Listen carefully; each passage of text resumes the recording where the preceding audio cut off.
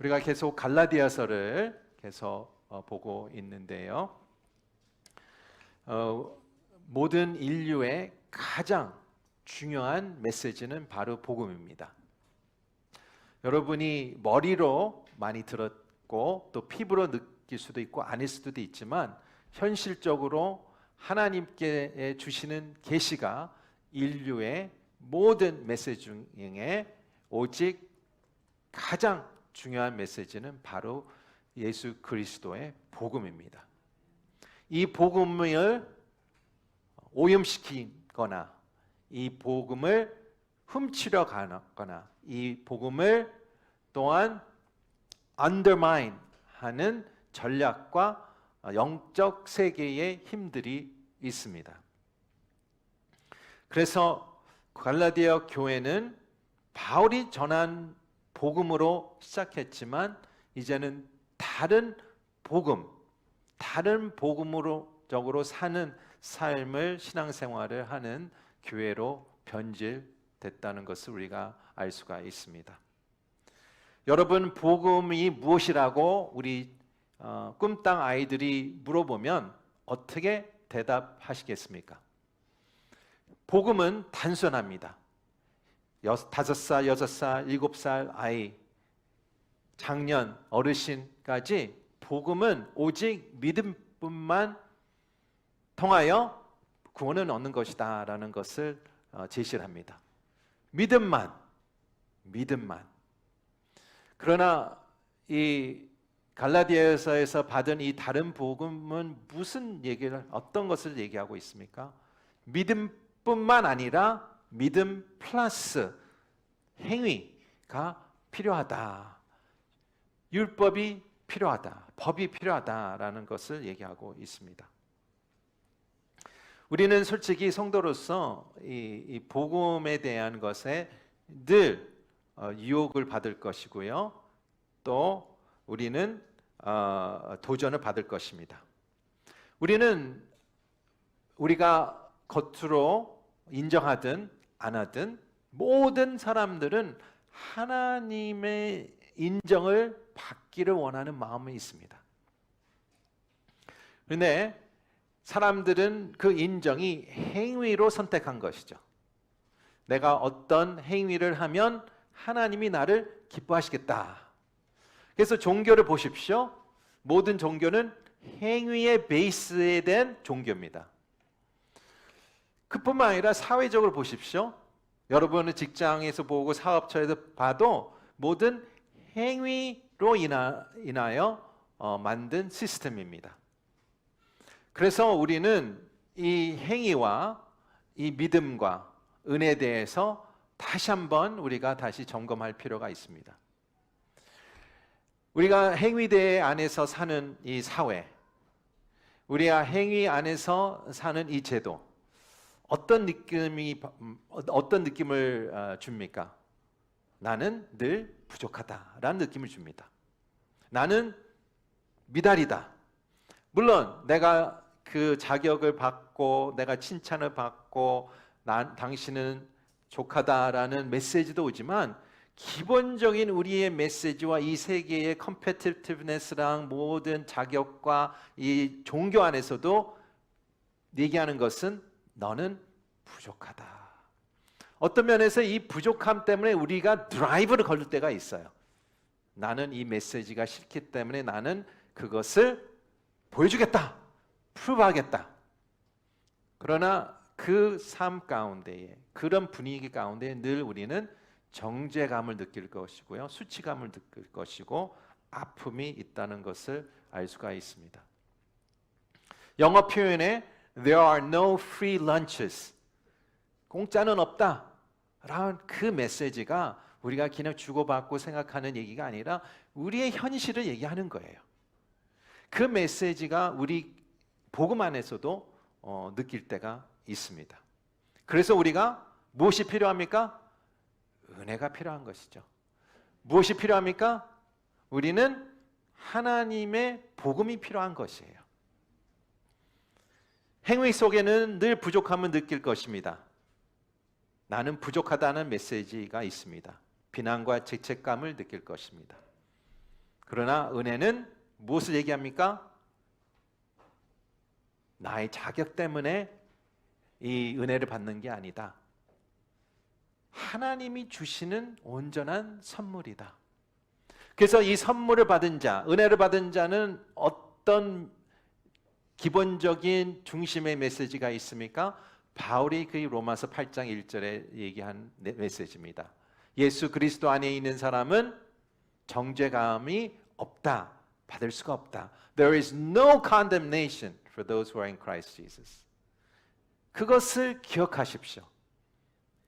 우리가 살면서 관계 안에서, 우리가 직장 생활에서, 사업 가운데서, 사람들 관계 안에서 나는 늘 언젠간 그 반대 메시지를 받을 것입니다. 상처를 받을 것이다. 그때마다 로마서 8장 1절을 기억하십시오. 교회 안에서도 마찬가지입니다. 로마서 8장 1절을 꼭 기억하시고 외우시고 그것을 내 마음의 중심에 두십시오. Now therefore there is no condemnation for those who are in Christ Jesus. 예수 그리스도 안에서는 정죄함이 없다. 받을 수 없다. 왜? 예수 그리스도 안에 내가 거하기 때문에 그런 메시지를 우리 마음 가운데 있어야 됩니다. 여러분은 제일 편안한 옷이 어떤 것이라고 생각하십니까? 지금 제일 편안한 옷을 입고 오셨습니까? 아니에요. 외출복은 편할 수도 있지만 더 편안한 옷이 있어요. 집에서 입는 옷이에요. 그것이 디자인이 어떻게 되든 가격이 어떻게 되든 그것이 얼마큼 오래됐든 집에서 손님이 없을 때 입는 옷이 제일 편안한 옷이에요. 그런데 우리는 외출복이 편안하다고 주장하는 거예요. 외출복은 어떤 것 상징입니까? 그것은 나의 율법, 행위, 어떤 것을 해야 된다, 하지 말아야 한다는 옷을 입고 나는 이것이 편하다고 얘기합니다.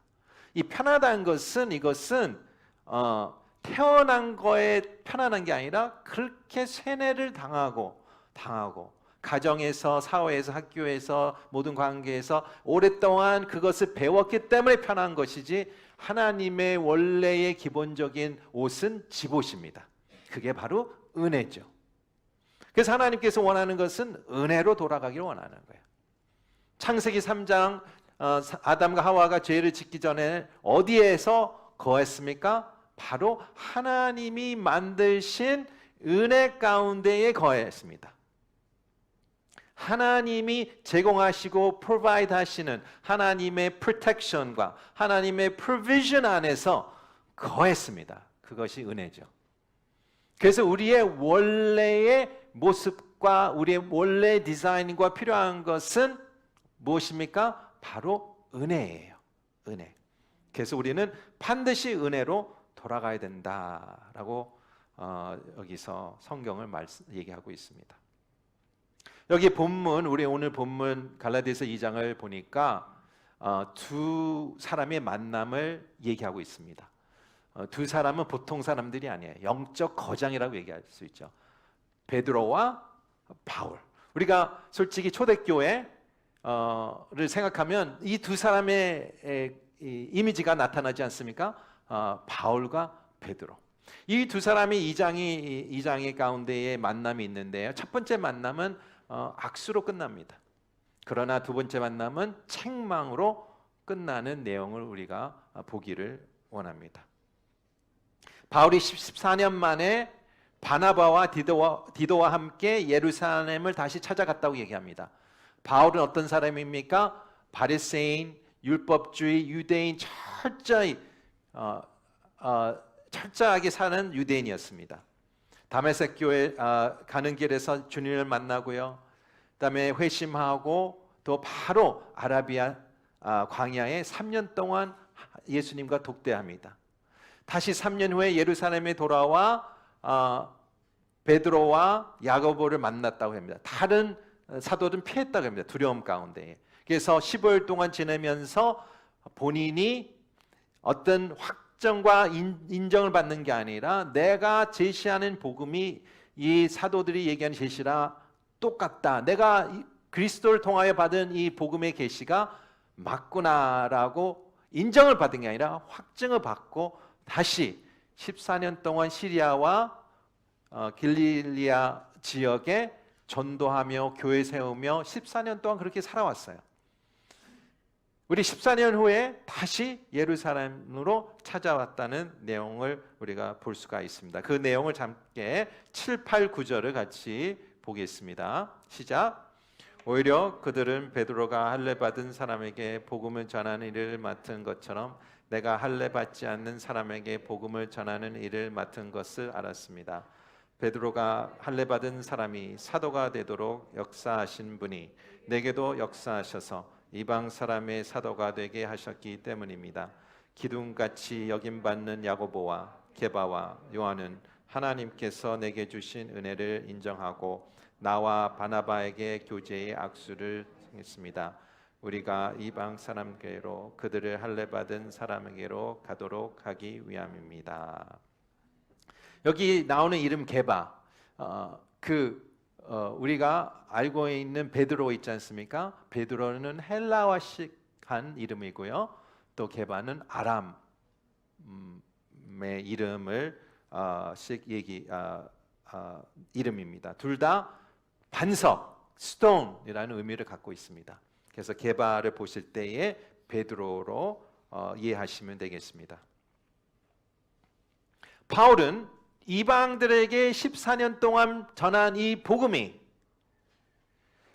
이 다른 사도들이 유대인들한테 이 전한 복음이 일치하다라는 것을 다시 강조하는 얘기가 여기 있습니다. 그래서 결국은 어떻게 해요? 다른 사도들이 교제 악수를 내밀었다. 무슨 뜻입니까? 당신과 나의 사역은 파트너다. 이 복음의 사역의 파트너다. 당신은 이방인한테 가고 나는 우리 계속 이 유대인들한테 복음 사역을 하겠다라는 의미를 갖고 있습니다. 그게 첫 번째 만남입니다. 잘 마무리됐어요. 그런데 이 두 번째 만남을 보니까 이 만남에는 안디옥 교회에서 만나게 됩니다. 이 안디옥 교회는 어떤 교회입니까? 예루살렘의 교회가 있고요. 그 다음이 안디옥 교회예요. 예루살렘 교회의 핍박이 심해지자 유대인들이 다른 지역에 가서 이방인 지역 가서 복음을 전하고 이방인들이 세운 이 교회가 바로 안디옥 교회예요. 안디옥 교회 전에는 모든 사람들이 그리스도인들, 크리스찬이티는 유대의 한 종파라고 생각했는데 안디옥 교회에서부터 시작해서 이 그리스도인들이라는 명칭이 불리게 된 것입니다. 그래서 안디옥 교회가 중요한 교회죠. 선교적인 교회, 선교 마인드를 교회는 교회. 안디옥 교회에서 모든 사도 바울의 전도 여행이든 선교 여행들이 출발 지점이 바로 안디옥 교회입니다. 베드로는 예루살렘에서 안디옥 교회를 방문합니다. 신방이죠. 한번 찾아가는 것이죠. 그때 일어난 사건을 한번 같이 보도록 하겠습니다. 11절부터 14절 말씀 같이 볼게요. 시작. 그러나 게바가 안디옥에 왔을 때 그에게 책망할 일이 있어서 얼굴을 마주대하고 그를 책망했습니다. 게바는 야고보가 보낸 몇몇 사람들이 오기 전에 이방 사람들과 함께 음식을 먹고 있었습니다. 그러나 그들이 오자 그는 할례 받은 사람들을 두려워해 슬그머니 그 자리를 떠났습니다. 그러자 다른 유대 사람들도 게바와 함께 위선을 행했고 바나바까지도 그들의 위선에 휩쓸렸습니다. 나는 그들이 복음의 진리대로 바르게 행하지 않는 것을 보고 모든 사람 앞에서 게바에게 이렇게 말했습니다. 당신은 유대 사람으로서 유대 사람처럼 살지 않고 이방 사람처럼 살면서 어떻게 이방 사람에게 유대 사람처럼 살라고 강요합니까? 이 사건을 봤을 때엔 우리는 이 메시지를 받아들여야 됩니다. 우리는 어떻게 해요? 복음을 받은 자로서 우리가 세상에 나갈 때 이 퓨어한 복음을 오염되지 않고 잘 전하고 전달하게 이 복음을 지켜야 할 임무가 있다는 것을 우리가 알고 있습니다. 이 복음을 흐트러 놓고 이 복음을 undermine하는 세상 사람들이 있습니다. 그런데 이 사건을 보니까 똑같이 동일하게 이 교회 안에서도 이 복음을 attack하고 이 복음을 undermine하는 침략하는 영적 세계의 이 force, 파워가 있고요. 사람들이 있다는 것을 우리가 발견합니다.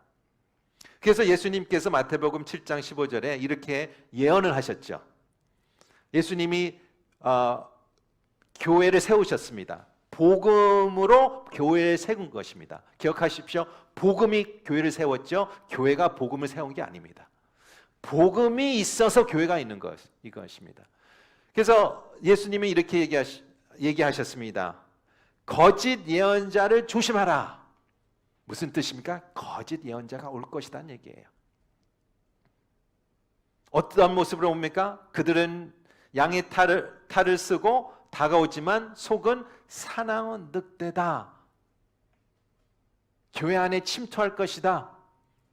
그들은 교회 들어와 훔치고 죽이고 교회를 파괴할 마음의 목적이 있다라고 예언을 하셨어요. 그래서 홍콩 온누리 교회나 어떤 아든 교회든 이런 침략이 있다라는 것을 놀라지 마십시오. 양의 털을 쓴 늑대가 어느 교회든 어느 공동체든 있습니다. 그것은 사단의 전략이에요. 밖에서 공격도 있지만 제일 위험한 공격은 내부 안에서 일어난 공격입니다. 교회를 제일 쉽게 파괴할 것은 목적이 계획이 어떤 게 제일 에펙티브한 계획입니까? 안에서 무너지면 다 끝나는 거예요. 리더십에서 무너지면 다 끝나는 거예요. 그게 프린시플이지 않습니까? 머리를 치고 안에서 공격하고. 예수님은 그것을 예언하셨습니다. 우리 모든 성도님들은 그런 것을 aware하면서 신앙을 생활해야 되고요. 그 생활하면서 우리에게는 두 가지 유혹이 있습니다. 예외는 없어요. 모든 사람에게는 복음을 받아들인 자는 반드시 이 두 가지 유혹이 있습니다. 복음을 적으로 사는 것은 어떤 의미를 갖고 있습니까? narrow road, 좁은 길을 걸어가는 거예요. 생각납니다. 그 케이블카 잘 타세요? 이렇게 높이 올라가는 케이블카 있지 않습니까? 예, 이 센트럴에 이렇게 돌아가는 페리스 휠도 있지만 높이 산에 올라가는 케이블카 타시면 잘 타세요? 못 타신 분들이 계세요. 바로 타시면 어떻게 합니까? 바로 주저앉게 돼 있어요. 무서우니까. 높이가 무서워서 의자도 못 앉고요. 바로 땅에서 주저앉아서 누구라도 잡아요. 무엇이라도 잡고. 그것이 우리의 신앙생활을 표현하는 거예요. 우리의 신앙생활은 좁은 이 산 같은 narrow 길 같은 길이 없는 곳에 바람이 세게 불는 길에서 좁은 길에서 걷는 거예요. 바람이 세게 부는데 어떻게 잘 걷겠습니까? 무릎 꿇고 걷는 거예요. 그게 우리 신앙의 모습이 아닐까. 그런데 좌우의 발 스텝을 하나도 잘못하면 왼쪽이든 오른쪽이든 떨어지게 돼 있습니다. 왼쪽의 유혹은 무엇입니까? 리글리즘이에요. 율법주의. 나는 내 신앙이 믿음으로 시작했고 하나님의 관계를 뜨겁게 시작했지만 살다 보니까 신앙생활 하다 보니까 그 관계가 식어지고 종교화되고 내가 율법주의, do's and don'ts 이걸 해야지 말아야 된다라는 것으로 종교적으로 사는 유혹이 있고요. 두 번째 유혹은 또한 나는 은혜를 받은 자, 나는 천국의 티켓을 받았다, 나는 용서받았다, 나는 모든 것이 커버된다 하면서 어떻게 살아요? 아무렇게나 사는 것입니다. 나는 구원을 받았고 나는 천국을 가니까 나는 괜찮다. 방탕한 삶을 사는 유혹이 두 가지의 현실입니다. 여러분, 복음을 지키고 복음적을 살고 진짜 신앙생활을 사는 것은 진짜 쉽지 않습니다. 우리가 다 알고 있어요. 근데 거기 안에 쉽지 않다는 것은 양쪽으로 우리가 유혹이 있고 우리가 빠질 수 있는 여지가 있다는 것을 얘기하고 있습니다. 그래서 복음이 무엇입니까? 이 좁은 길을 걷는 것이 무엇입니까? 세 키워드로 우리가 표현할 수 있어요. 첫 번째는 은혜. 은혜죠. 선물입니다. 행위가 아니라는 것이에요. 행위가 아니라는 것이에요.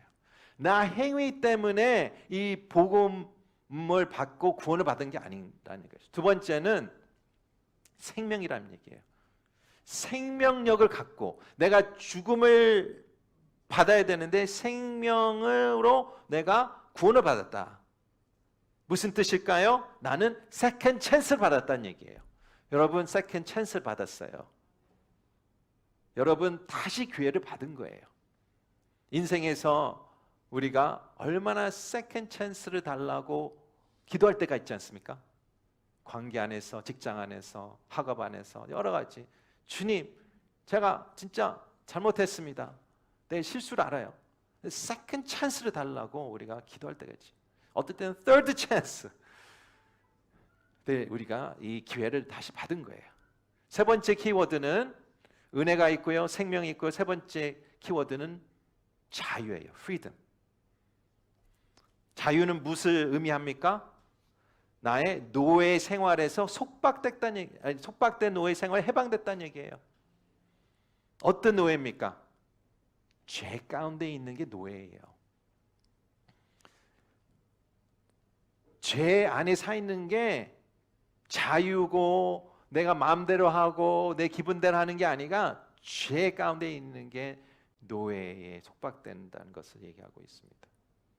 그래서 오늘은 이 자유에 대한 얘기를 좀 자세히 나누기를 원합니다.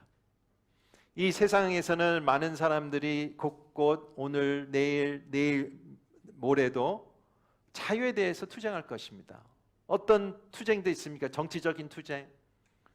나는 젠더 라이트, 인권, 경제적, 건강, 사회적 권리, 개인적인 권리, 마스크를 쓰니 안 쓰니의 권리, 내가 백신을 맞지 않냐는 권리, 이거 모든 투쟁하고 지금 모든 장소마다 그 이슈가 있고 거기에 다 그 메시지가 있습니다. 사도 바울도 마찬가지입니다. 사도 바울은 제일 중요한, 인류에서 제일 중요한 복음이 주는 그 자유에 대해서 지금 투쟁하고 싸우고 있는 것이에요. 그 싸움이 바로 우리의 싸움이에요. 그런데 이 사도 바울이 싸우지 않았다면 바로 우리가 2021년이든 이 현재 사회에서 이 받은 복음은 달라질 것이었습니다. 근데 사도 바울이 싸웠기 때문에 이 받은 예수 그리스도의 복음이 오염되지 않고 순수하게 generation to generation, decade to decade, 2000년을 이렇게 걸어온 것입니다. 우리의 질문은 여기에 있습니다. 복음이 우리를 자유를 주는데 이 복음이 주는 자유 안에서 어떻게 살아야 되는가? 어떻게 내 삶을 적용할 수 있을까? 이 복음의 자유가 무엇일까? 두 가지를 얘기하겠습니다. 첫 번째는 화면을 볼게요. 복음의 의도성으로 사는 것입니다. 영어가 좀 더 편하신 분들은 I live intentionally for the gospel. I live for the gospel. 나는 복음을 위해서 살지만 intentionally, 의도성 갖고 사는 거예요. 복음에 대한 의도성이 있어야 된다는 걸 얘기하는 것입니다. 그것이 바로 사도 바울이 보여준 것이에요. 사도 바울은 늘 의도성 갖고, 복음에 대한 의도성 갖고 생각하고 표현하고 살아온 사람입니다. 우리 3절과 4절 같이 볼게요. 시작. 나와 함께 있는 디도는 그리스 사람이었지만 억지로 할례를 받도록 강요하지 않았습니다. 그 이유는 몰래 들어온 거짓 형제들 때문입니다. 그들은 우리를 종으로 삼고자 그리스도 예수 안에서 우리가 가지고 있는 자유를 엿보려고 몰래 들어온 사람들입니다. 그러나 우리는 그들에게 잠시도 굴복하지 않았습니다. 이는 복음의 진리가 여러분에게 머물러 있도록 하기 위함입니다. 세 가지 키워드가 등장하는데 첫 번째는 거짓 형제들 할례에 대한 얘기가 나왔고요. 두 번째는 종을 삼고자, 세 번째는 자유를 엿본다고 얘기가 나옵니다. 여기 사도 바울이 디도가 할례를 받지 않도록 했다고 얘기합니다. 무슨 얘기일까요? 여러분은 성경을 좀 더 아시는 분들은 여기서 저를 브레이크를 걸 수 있어요. 디도는 할례를 받지 않게 했다. 근데 사도행전 16장 보니까 디모데는 할례를 받게 했다. 이중적이 아니냐? 스탠드가 바뀌었냐? 디모데는 누구입니까? 아버지가 이방인이었어요. 어머니가 유대인이었고. 그래서 보니까 사도행전 16장 보니까 바울을 통해서 복음을 듣게 하고 또한 그리스도인이 된 시점에 할례를 받았습니다. 물론 어머니 통해서 유대인 혈통이 있는 것이죠. 그러나 거기서 자세히를 보면 사도 바울은 디모데를 같이 동반자로 생각했고요. 같이 이 복음을 위해 사역을 같이 해왔습니다. 그런데 사도 바울이 도시에 갈 때마다 어디에 가서 먼저 복음을 전했습니까? 회당에서 복음을 전했어요. 먼저 유대인에게 복음을 전하고 그 다음에 이방인한테 전화를 했어요. 그런데 이방인이 회당에 못 들어갑니다. 그래서 사도 바울의 목적은 디모데를 할례를 받게 하는 것은 어떤 구원에 대한 얘기 아니라 복음에 대한 게 아니라 할례를 받음으로써 이 복음의 사역이 힌드런스가 없게 막히지 않도록 문이 열리도록 하는 목적을 갖고 있는 거예요. 그러나 왜 디도는 할례를 받지 않게 했습니까? 왜냐하면 디도가 할례를 받으면 이방인으로서 무슨 얘기합니까? 이 율법의 문을 활짝 여는 것입니다. 사도 바울이 얘기하는 것은 할례를 받는 의미는 무엇을 갖고 있는가? 그리스도에서 할례를 받으면 할례뿐만 아니라 십계명과 그 유대인 전통의 613개의 율법을 다 따라야 된다고 얘기하는 거예요. 왜 할례만 하냐? 그 얘기예요. 성도 여러분, 여러분 십계명을 지킬 자신이 있습니까? 저는 없어요. 9개 잘 지켜도 하나 틀리면 다 어긋난다고 얘기해요. 근데 유대인 전통에 613개 율법이 있어요. 그것을 지킬 자신 있으십니까? 없어요. 없어요. 아무도 없어요. 율법은 무엇을 얘기해 주고 있습니까? 우리한테 나는 지킬 수 없다. 나는 죄인이다. 나는 늘 부족하다. 그래서 무엇이 필요합니까? 은혜가 필요하다는 것을 깨달아 주는 게 바로 율법이에요. 그런데 디도가 그것을 할례를 받았다면 이 문을 닫힌 문, 복음 때문에 문을 닫았는데 이 문을 활짝 여는 메시지밖에 되지 않다는 것을 얘기하고 있는 것입니다. 그래서 여기서 굴복을 하지 않았다라고 얘기합니다. 사도 바울에서 모습을 통하여 우리는 사도 바울의 중요한 프린시플을 기억합니다. 사도 바울은 모든 인생의 결정과 행위와 행동과 모든 삶의 어떤 중심으로 살아왔어요? 복음에 대한 의도성으로 살아왔어요. 복음을 위하라면 우리는 yes, 복음을 위해서라면 no. 복음을 더 증가하는 일이면 yes, 복음을 더 낮추게 하고 막는 일이면 no. 그게 복음에 대한 의도성으로 사는 것입니다. 그것이 우리를 복음이 주는 자유를 지키는 첫 번째 단추입니다. 여러분, 우리가 어떤 기준을 살아야 됩니까? 기준이 너무 많아요. 여러분도 기준이 있고 여기도 기준이 있고 저런 기준이 있어요. 교회 안에서도 크리스천 문화, 이런 문화, 기준들이 여러 개 있어요.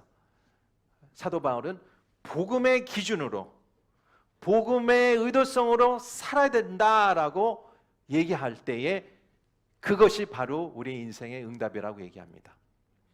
복음에 대한 의도적으로 사는 것이 어떤 것입니까?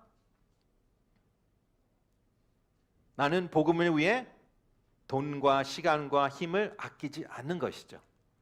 복음이라서는 나는 돈도 시간도 내 노력을 아끼지 않는 것입니다. 복음 위해서는 거짓말을 하지 않는 것입니다. 복음을 위해 손해를 보는 것입니다. 복음 위해 지름길을 택하지 않는 것입니다. 복음 위해 다른 사람을 배려하는 것입니다. 복음을 위해 인내하는 것입니다. 복음 위해 입을 열을 때가 있고 입을 또 침묵할 때 있다는 것입니다. 복음 위해 여러분이 블랭크를 넣으세요. 나의 복음의 의도성은 살아야지 나의 복음이 주는 자유를 계속 간직하며 안에서 살 수 있다는 것을 얘기하고 있습니다. 여러분, 기준이 분별하지 않으십니까? 복음을 생각하세요. 내가 이 선택을 통하여 복음적으로 살 것인고 내가 하나님과 더 가까워질 것인가? 교회는 이렇게 얘기하고 다른 사람은 저렇게 얘기하는데, 내가 이 영화를 봐야 되나? 내가 술을 마셔야 되나 말아야 되나? 내가 이걸 해야 되나 저거 해야 되나? 많은 것을 얘기하시죠? 대학부도 다른 퀘스천들이 있고, 또 우리가 청년들도 다른 퀘스천들이 있고, 장년들, 어르신들 다른 퀘스천들이 있어요. 그런데 다 보면 같은 퀘스천이에요. 어떻게 결정해야 되냐? 복음의 기준으로 선택하면 답이 나옵니다. 나는 종교적으로 사는 게 아니라 하나님을 살기 위해서, 사랑하기 위해서 나는 이 선택을 하겠다. 하나님을 사랑하고 예수님을 사랑하고 이 관계를 위해서 살면 어떤 영화를 안 볼 거예요. 어떤 행동을, 술에 대해서 결정이 나올 거예요. 담배에 대해서도 결정 나올 거고요. 학업에 대해서 결정 나올 거고요. 모든 관계에서 그 기준 안에서 정하시면 바로 답이 거기 안에 있어요. 저를 찾아 안 와도 돼요. 목사님, 어떻게 해야 됩니까? 갈라디아서 2장을 보세요. 복음이 무엇입니까?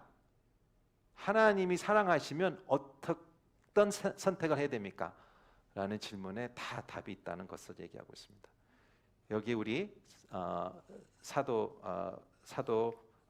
요한 바울의 사도 이게 말이 안 나오네 갑자기.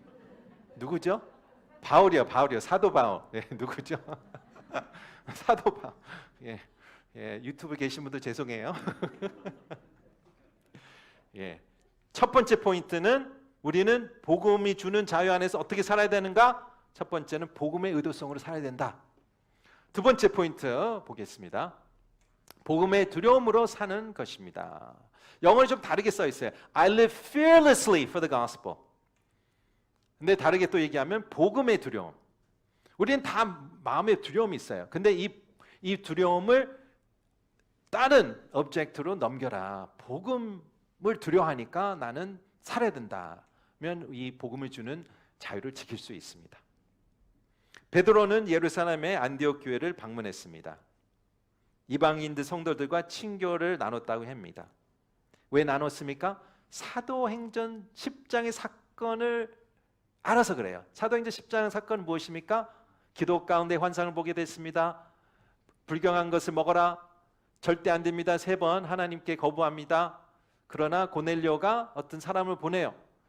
따라가니까 고넬료 통해서 이 복음이 이방인에게도 주신 은혜다. 이제는 이방인과 유대인의 벽이 없고 나누는 게 없고 하나님께서 하나로 보신다라는 것을 깨달았어요. 그래서 그 후로 베드로는 복음을 전하고 이방인에게, 이방인들과 같이 나누고 같이 먹고 같이 생활을 했는데, 여기서 갑자기 예루살렘에서 어떤 사람들이 왔다고 합니다. 야고보가 보냈다고 합니다. 그런데 이 사람의 어떤 프레젠스 때문에 압박을 받아요. 그래서 이방인들과 식사하는 자리를 피한다고 했습니다. 여러분이 어떤 교회 안에서 어떤 성도님이랑 자주 식사하고 나누는데 갑자기 그 사람이 피해요. 전화하면 바쁘다 그러고 만나자 그러면 약속 있다 그러고 그럼 어떻게 생각하십니까? 불쾌하죠. 뭐 이상하다. 처음에는 그렇게 생각 안 할 거예요. 근데 두 번, 세 번 계속 반복되면 반드시 뭐가 있구나. 그렇게 된 거예요. 바울이 그걸 보고 엄청 충격을 받는 거예요. 그전에는 안 그랬는데 이 사람들이 오자마자 그런 압박을 느끼고 그런 행위를 하는구나. 이 사람들이 누굴까? 여기서 언급되는 메시지는 implication 무엇입니까? 예수님을 믿고 복음을 받아들였지만 바로 율법주의자예요. 믿음 플러스 행위, 율법. 할례도 받아야 되고 코셔도 해야 되고 이런 610세계 13개의 율법을 따라야 된다라고 하는 사람들이 등장한 거예요. 그래서 여기서 베드로의 이 위선적인 행위가 나옵니다. 14절 같이 함께 읽겠습니다. 시작. 나는 그들이 복음의 진리대로 바르게 행하지 않은 것을 보고 모든 사람 앞에서 게바에게 이렇게 말했습니다. 당신은 유대 사람으로서 유대 사람처럼 살지 않고 이방 사람처럼 살면서 이렇게 이방 사람에게 유대 사람처럼 살라고 강요합니까? 베드로는 자신의 위선적인 모습을 보여줬다고 합니다. 무슨 본인이 어떤 일을 했는지 알까요? 다른 복음의 손을 들어준 거예요. 본인의 이 한 행동이, 한 스텝이 나는 이 율법주의자를 지지하겠다. 지지함으로써 이 복음에 대한 거부하는 것이죠. 그래서 사도 바울은 얘기한 것이죠. 이렇게 얘기할 수 있어요. 좀 그래도 교회 앞에서 얘기하지 말고 좀 개인적으로 어디 가서 둘이서 얘기하지, 차 마시면서. 그렇게 생각할 수 있어요. 또 그게 지혜죠. 근데 왜 공개적으로 교회 앞에서 얘기했을까요? 개인적인 문제가 아니라서 그래요. 공동체의 문제에서 그래요. 더 커 인류의 역사의 문제라서 그래요. 그래서 모든 사람들 앞에서, 교회 앞에서 책망을 한 거예요. 당신이 어떻게 이 교회의 기둥이며 사도며 복음에 대해서 우리가 다 얘기한 게 있었고 논의한 게 있었고 정한 게 있고 동의한 게 있었는데 어떻게 당신은 이 행위 하나 갖고 복음 플러스 믿음 플러스 행위라고 손을 들어주냐 했기 때문에 공개적으로 직선적으로 한 것입니다. 베드로는 왜 이걸 했을까요? 왜 이렇게 갑자기 잘 나가다가 왜 이런 일을 했어요? 우리 12절 볼게요. 갈라디아서 2장 12절인데 같이 보겠습니다. 시작. 게바는 야고보자 보낸 몇몇 사람들이 오기 전에 이방 사람들과 함께 음식을 먹고 그러나 그들이 오자 그들은 할례 받은 사람들을 두려워해서 슬그머니 사라졌다. 베드로는 두려워했습니다. 두려움이 그 마음 안에 들어왔어요. 실은 베드로는 사람 눈치 많이 본 사람이에요. 누구는 아닐까요? 우리 문화 가운데가 핵심이 눈치하지 않습니까? 다른 문화 비교해서 눈치 안 보는 문화는 없어요. 그러나 우리 문화가 좀 더 많이 보는 편이죠. 베드로는 사람의 눈치 보고 두려웠기 때문에 예수님을 3번 거부했습니다. 배신했죠. 나를 어떻게 생각할까? 나한테 어떤 얘기할까? 두려움이 마음에 찾아온 것이죠. 창세기 3장을 보니까 아담과 하와가 죄를 졌습니다. 선악과를 먹습니다. 죄를 지은 첫 번째 증상이 무엇입니까? 두려움이에요. 두려움. 누굴 두려워합니까? 하나님을 두려워하는데 이제 영어는 fear를 써요. fear. 그래서 이제 fear God, fear man. 근데 이제 한국 성경에는 사람을 두려워하고 하나님을 경외하라는 뜻인데 같은 단어를 쓰거든요. 영어는 원어도 그렇고요. 그런데 이 fear가 하나님을 두려워한 마음이 죄를 짓고 이게 사람의 두려움으로 바뀐 거예요. 우리의 증상은 사람을 두려워하는 것입니다. 사람 두려워하지 않은 사람은 없어요. 우리는 다 가정에서도 사람 두려워하라고 배웠고요. 또 우리 부모님 보면서 부모님 행동 보면서 우리도 다 배웠습니다. 또 우리는 어떤 세상에 삽니까? 내가 사람을 두려워하든 내가 다른 사람을 나를 두려워하게 하는 세상이 살아요. 그 두 개가 존재하고 있어요. 내가 말단 직원이면 위에 있는 사람을 두려워하든, 내가 이제 승진하고 올라가면 어떻게 해요? 사람을 무섭게 하든 어떻게 하든 나를 두려워하게 하는 모습들이 있죠. 두 가지가 존재합니다. 그래서 사람을 두려워하지 않는 것은 쉽지 않습니다. 이것이 악순환이죠. 사람을 두려워하면 무엇이 들어옵니까? 위선이 들어오게 돼 있어요. 또 내가 숨고 감추려고 합니다. 나의 속과 겉이 다르게 됩니다. 사람은 만리페이트하게 됩니다. 분열이 생깁니다. 사람과 관계가 깨집니다. 은폐하게 되고요, 남 탓하게 되고 여러 가지 여러분이 다 증상을 알고 있습니다. 그 출발점이 바로 사람을 두려워하는 것입니다. 사람을 두려워하지 않는 사람은 없습니다. 그러나 여기서 내가 사람을 두려워할 때마다 나의 복음을 통해서 준 자유는 늘 뺏길 것이다 라고 얘기하는 거예요. 우린 사람을 두려움 때문에 복음대로 못 살아요. 복음적으로 못 사는 거예요. 그래서 우리가 결정해야 됩니다. 우리가 사람을 두려워하지 않겠다라고 되나요? 아니에요. 이 fear를 다른 대상으로 바꿔야죠. 그게 바로 하나님이에요. 알고 있어요. 알지만 잘 안 될 때가 있어요. 왜 안 됩니까? 내가 하나님과 안 붙어 있어서 그래요. 하나님을 두려워하지 않아서 그래요.